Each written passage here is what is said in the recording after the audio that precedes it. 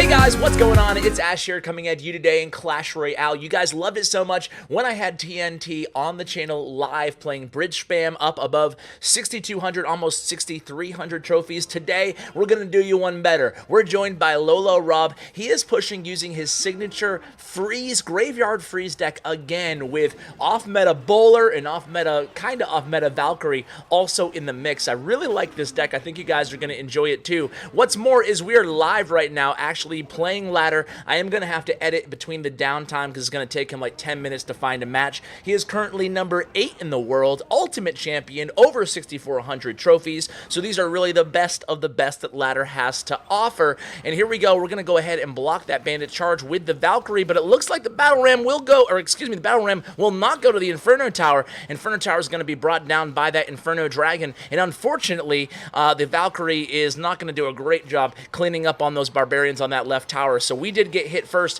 The point of this video, guys, I will show some replays towards the end of the video. We'll talk more in depth about the deck, but we're just gonna have some fun here. There's the first freeze by Lolorob. Oh, it's so much fun to see that freeze in action. Doesn't look like we'll get a ton of damage here, but the first time that you see that freeze, oh, it's a good feeling. That arrow's gonna take out absolutely everything, but you got to assume he has a really big elixir deficit right now. He's gonna go ahead and use the Goblin Gang, knowing that the opponent does not have Zap in rotation. But the cool thing about this deck is you never know what's coming next. You have the Inferno Tower to stop against beatdown decks, to stop against a Lava Hound, although Lava Loon is probably the most difficult matchup for this deck, considering we do have Valkyrie, we do have Bowler, we do have Graveyard Freeze, you know, a lot of cards, even Goblin Gang, that aren't great at defending against a big air push. Everything else, this deck actually does really, really well against. Golem Beatdown, Giant Beatdown, Goizen, any of the popular decks, Bridge Spam even. We'll see if he picks up this victory off of Icarus here, but I would say that even against this matchup, the deck does pretty well. So Icarus goes ahead and he drops off that Inferno Dragon on the right lane. Here we have another graveyard. Is he going to freeze? It looks like he might not freeze here on this push. He doesn't. You don't want to overcommit to the freeze because you know he'll be coming down the same lane here. Bowler's going to do a very good job of shutting this down. I was going to say, is he going to defensive freeze? He actually does, and look at how much value he gets out of this defensive freeze, just buying that Bowler time to knock everything back. Eventually that bandit will get the charge in, but you can see Bowler's still at like 75% health. Now the goal here is to get Lolorob to #1 in the world in this video. I hope he can get it done. He needs really 2 wins in a row with no losses to get the job done. Look at this freeze, guys. Beautiful freeze. Only bandit is left unfrozen. She's not going to be able to complete the job with only 5 seconds left. We are spamming the emotes. We are spamming the confetti. 39 live viewers, and he gets the victory. Let's see how high this brings him in trophies here. Oh boy, I'm so glad he won there, because you know these live videos, if they lose, you're just like, okay, 3rd place right now. 3rd place at 6,471 trophies. Incredible. Let's tell him to go again here, and then I will edit and come back to you guys in just a moment.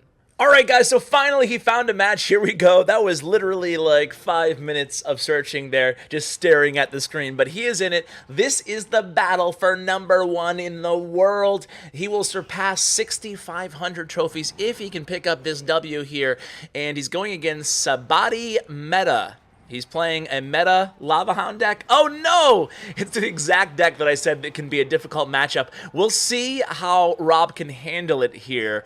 This is going to be a difficult one. So here's the Inferno Tower placed low in front of the Princess Tower. The Mega Minion will actually clean up those minions really nicely. So that first exchange wasn't too bad for us. We'll go ahead and flash a couple, look at all the emotes. It's crazy.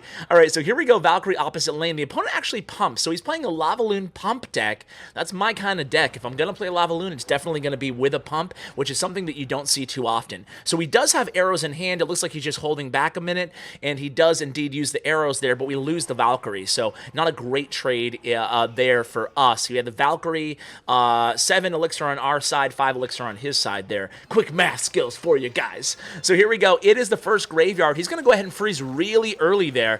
Now, I think that if he couldn't have frozen the pump in that situation, but if you do do freeze the pump, it does deny it elixir as well. So if you can get the pump in there, if for some reason the opponent dropped the Goblin Gang on the other side, which who would do that, you know, just food for thought there. But either way, we didn't really connect with much damage, and now things are going to be tricky, especially this version of Lava Loon with the pumps, seeing as how we do have a way to punish the pumps in a big Valkyrie or a Bowler graveyard push, but Valkyrie and Bowler are, you know, in most cases pretty useless in this matchup. We can't even use the Valkyrie in this situation in the right lane because he does play that Goblin Gang. We already played the Valkyrie in the left. Does he go graveyard here in the left? Does he go? Does he try to try to tower trade? The beautiful, predictive arrows there on those minions, but it was minions and not minion horde, and meanwhile he loses his right tower. We did get that left tower all the way down to 749 damage, and there goes the graveyard. So an aggressive graveyard here. The opponent does use the minion horde, but we do lock onto the tower with a few goblins. He has arrows, but he doesn't use them just yet. He's going to hold on to them. We have the arrows. Let's use them, baby. Let's use those arrows. Get him down. Okay, he delays a while on those arrows, but it was a smart move. He wanted the opponent to drop the minions or the Goblin Gang, but it's going to be very, very difficult to stop this push here, guys. If he had like Executioner as his 8th card instead of Bowler, which you can see he hasn't even played, Bowler really is really good against Goizen, Beatdown. Oh, the Beatdown meta right now in Bridge Spam, as you saw in the last match, really, really good, but it looks like he's going to lose this one. He takes that left tower, but it's going to be too little too late here, and he's going to lose. Nope, he's going to go ahead and freeze. He's not going to suffer the 3-crown victory, but oh, darn it, guys. He didn't get #1 in the world. I was really hoping to catch that live, but hey, it's the luck of the draw. You win some and you lose some. I think in hindsight, if you were to go back on that, he's still in 3rd place, though. Actually, forget it. Takes a minute to update there. Anyway, we're going to tell him GG anyway. That was a tough matchup.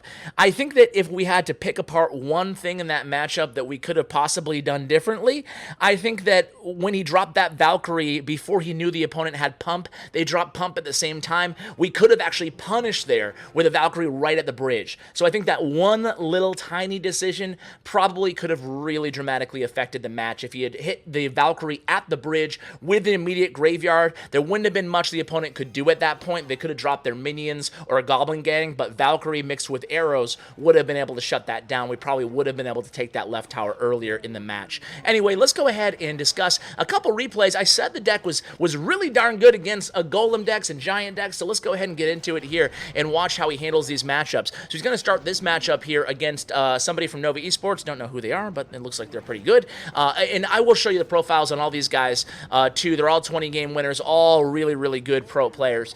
So we have the Golem coming into our lane. The Bowler does a great job against spawners in general because he takes so long that he can just basically clog up the lane with his slow hit speed, and then we have the Inferno tower to really kill that Golem quickly while the Bowler kind of takes care of the supporting troops there. Now we have a Baby Dragon and a Prince. It looks like that Prince, we're going to have to play something. We wait till the Baby Dragon locks onto the right tower, then we play the Goblin Gang there. So we did take a little bit of damage, but look at this counter push here. We have the graveyard, we have the freeze ready, and he's going to use it there. So look at this beautiful graveyard. We froze his archers there. A nice log by the opponent, but we're going to get a lot of damage off that right tower. And knowing, you can see the elixir here. He used the freeze, but he didn't use it. You saw in the last match how he picks and chooses when to use his freeze.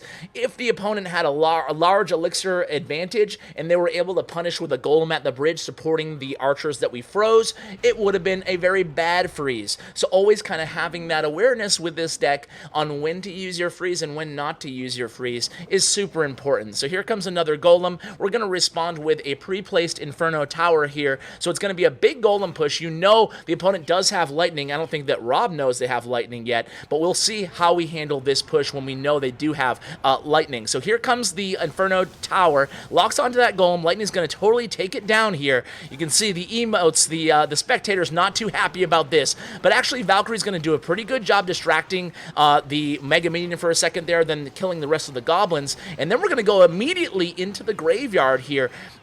You can see how early that Rob makes the decision to go in for those graveyard pushes. Oftentimes, while we're still finishing on defense, we go in with that aggressive graveyard, and you can see we do a lot of damage here, taking that tower down to 703. However, we got a lot of damage taken off our right Princess Tower down to 927. We're going to use a big fat bowler here trying to buy us some more time. We didn't pre-place that Mega Minion. We waited until after he used his Lightning. Obviously, that's really important when going against Lightning decks now that Lightning is back in the meta. So here we go, another freeze there. We're going to get that tower kind of down.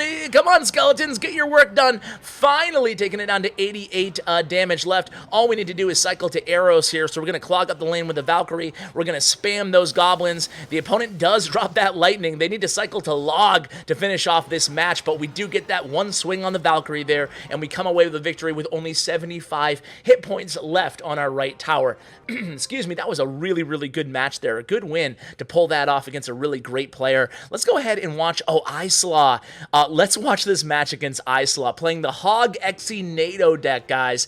Islaw, for those of you who don't know, he's a Sandstorm Pro. He's one of the, I would put him in the top 20 players in the world, ladies and gentlemen. I don't think that's a stretch by any standards out there. He's a really good player. I need to get him back on the channel, actually. He's a real beast. And he's playing this Hog Xe NATO deck, which is still in the meta. Hog, as you guys know, especially with Lightning now being feasible and viable in the meta, is definitely making some sort of a comeback. So here we go. Even 2.6 Hog, it's everywhere. It's crazy. I'm going to have Durga on the channel too soon, and he said that he shows a Hog deck on his player profile, but that's just all a gimmick. He doesn't play 2.6 Hog. He always just switches to it so people can't track him. He actually plays bait, and I'll have a video with him. So just to be aware, sometimes when you see these players on the leaderboard, they're not always playing the deck that they have on their player profile. The better way is to go to statsroyale.com, go to the top players, and then look at their battle log of all the top players who you're curious about what decks they're really using and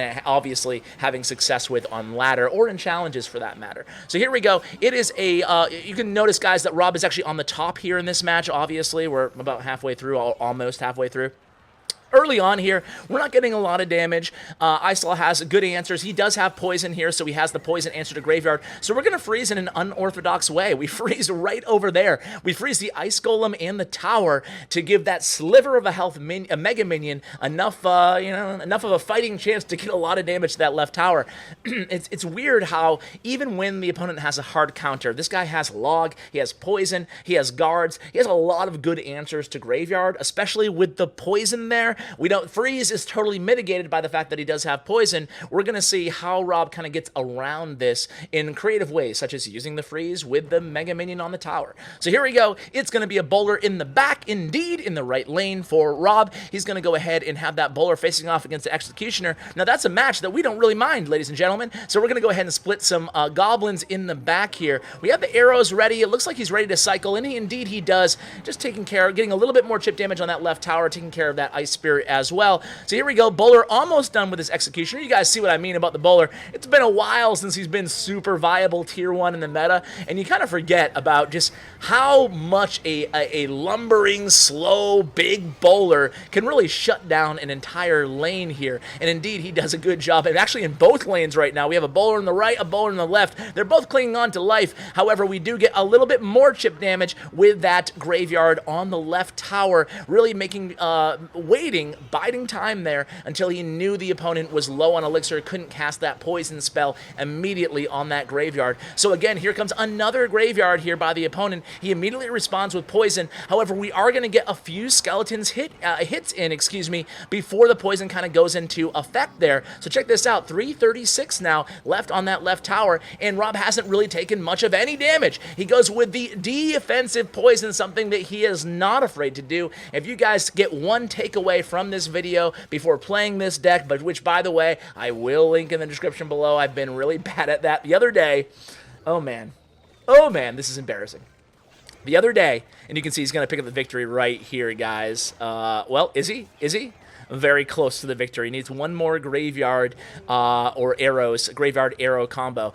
Anyway, guys, I put my clan link, my closed clan link where I'm sitting on all these replays for all my future videos. I put that as the deck link. So I log on, this is actually this morning at the time of this recording. I logged on this morning, right? 13 seconds left here. Is he going to get it done? He does. I wasn't sure if Max Arrows could finish off a tower at 113. Indeed, it does. And there it is, another victory for Rob there. That one was a really good match against a really solid player in Islaw. But anyway, to finish up the story real quick, guys, I woke up to a full clan of people who clicked on the deck link. They were upset. They wanted to click on the deck link to have the deck in their game. Instead, they're sitting in my clan, all my replays off the screen. Oh, fail. Ash fail there, guys. Anyway, huge shout out to Lolorob for coming on the channel. I hope you enjoyed his unorthodox off-meta deck and that really high ladder gameplay. If you want to see more of this kind of stuff, especially towards the end of the season, please let me know in the comments below. I always value your feedback. And of course, we take turns and we kind of steer this ship in the direction that you guys want this channel to go in. So continue, please, by all means, leaving your feedback in the comments. Guys, thanks so much for watching. Make sure you check out Lolorob's stats on statsroyale.com. And of course, a huge shout out to Bren Chong, my YouTube partner. I do have an exclusive Bren Chong interview being uploaded to YouTube this weekend, so stay tuned for that. Guys, thanks so much for watching, and as always, take care, guys.